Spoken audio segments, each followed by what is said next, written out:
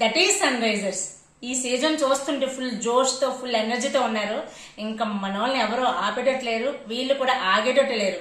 ఈసారి మన sun Risers team చూసారా, ఒక్కళ్ళని మించి ఒకళ్ళు. నిన్న మన తెలుగు కామెంటరీలో చెప్తున్నారు కదా, అసలు ఓర mass mental.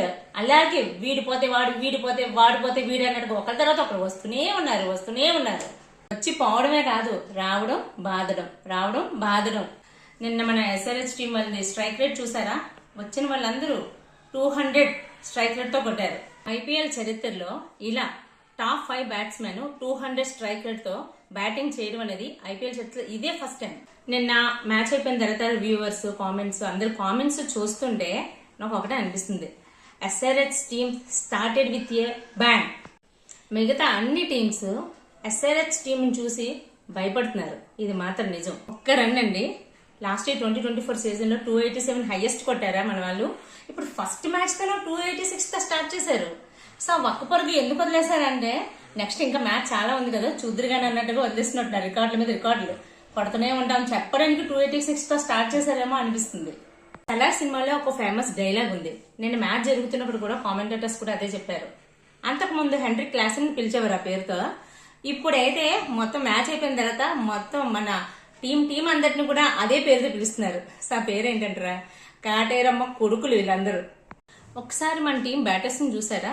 First Abhishek Sharma, T20 world number 2 batsmen. చెత్తక రేవేసేస్తున్నాడు గ్రౌండ్ లోకి వస్తే, ఫీల్డ్ లోకి వచ్చాడంటే. అది వరల్డ్ నెంబర్ 2 T20లో వరల్డ్ నెంబర్ 2 అభిషేక్ శర్మ అయితే, ఇటువైపు ఉన్నది ఎవరు, హెడ్ మాస్టర్ వరల్డ్ నెంబర్ 1 T20లో ట్రావిస్ హెడ్. మొత్తం గ్రౌండ్ అంతా ఆడుతూనే ఉన్నాడు, బాల్స్ వేస్తూనే ఉన్నాడండి. సారీ, బాల్స్ వేయడం కాదు, వేసిన బాల్ ని గ్రౌండ్ అంతా పరిగెట్టిస్తున్నాడు. ఓపెనర్స్ అయిపోయారు కదా, కొంచెం రిలాక్స్ అవుదాం అనుకుంటే అప్పుడు వచ్చాడండి ఇషాన్ కిషన్. అసలు ఎప్పుడెప్పుడు ఇండియా టీంలోకి ఎంటర్ అవుదామా, ఏ ఛాన్స్ వస్తుంది, ఎక్కడ ప్రూవ్ చేసుకుందామని ఎదురు చూస్తున్నాడా అన్నట్టుగా ఆడాడు నిన్న. అసలు టీం కోసమే నేను, నా కోసమే టీం అన్నట్టుగా చిత్తక రేవేసేసాడు. ఫస్ట్ టైం ఐపీఎల్ 2025 ఫస్ట్ సెంచరీతో స్టార్ట్ చేశాడు.